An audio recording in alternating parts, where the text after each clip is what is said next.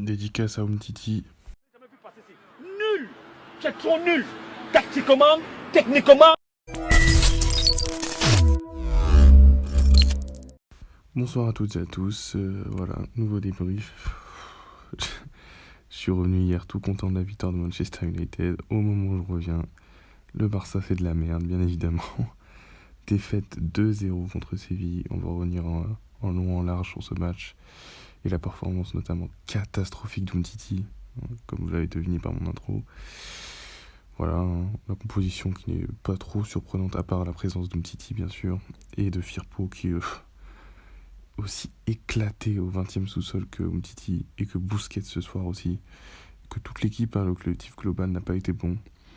Puis même Ronald Koeman ne s'est pas géré, il n'a pas fait de changement, enfin bref, c'était un match, l'impression qu'il ne voulait pas le gagner ce match, l'impression que personne n'était concerné. Je sais pas, c'était vraiment un match très bizarre. On va revenir en long, en large dessus, mais voilà. Messi, Griezmann, Dembélé en attaque, c'est sûrement l'attaque qui va être alignée contre le PSG, je pense. Et c'est pas à dire que c'est inquiétant, parce que ils nous ont montré des belles choses dans les matchs précédents, donc je m'inquiète pas trop à ce niveau-là. Par contre, c'est derrière que je m'inquiète beaucoup.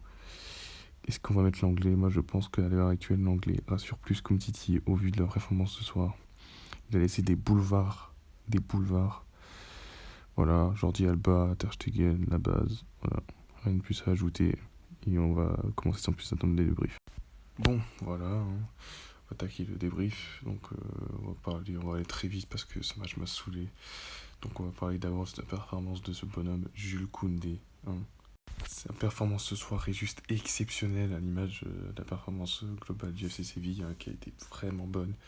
Comparé à celle du Barça, voilà, il nous fait un rush de 50 mètres pour aller marquer un but qui est très très beau. Même s'il y a beaucoup de réussite, il est quand même très joli. C'est un défenseur et il marque un rush à la Neymar, c'est incroyable. J'ai l'impression que c'est qu'au Barça que ça arrive. Bon, je vais pas être de mauvaise foi, mais voilà.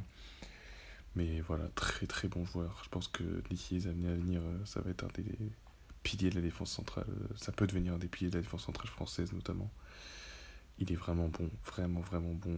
Il a vraiment fait la misère à Umtiti ce soir.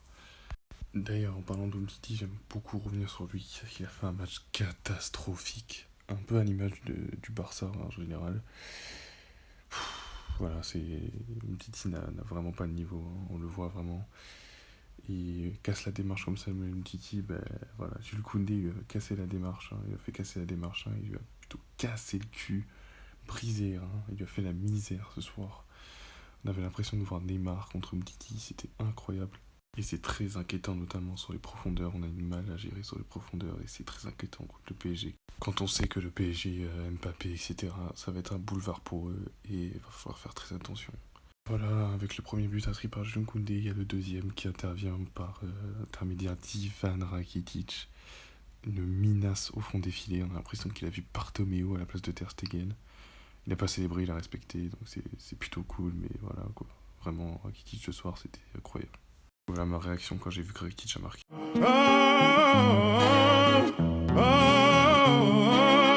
Je vous propose de voir aussi celle de Rakitic. Casse les couilles, frère.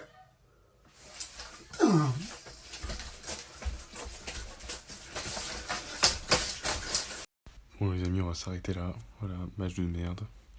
C'est la fin du débrief. Si je devais résumer ce match, ce serait... Claqué au sol. Claqué. Bref, on va s'arrêter là. C'est la fin du débrief. J'espère une victoire contre le PSG, voilà. D'ici là, portez-vous bien. Peace.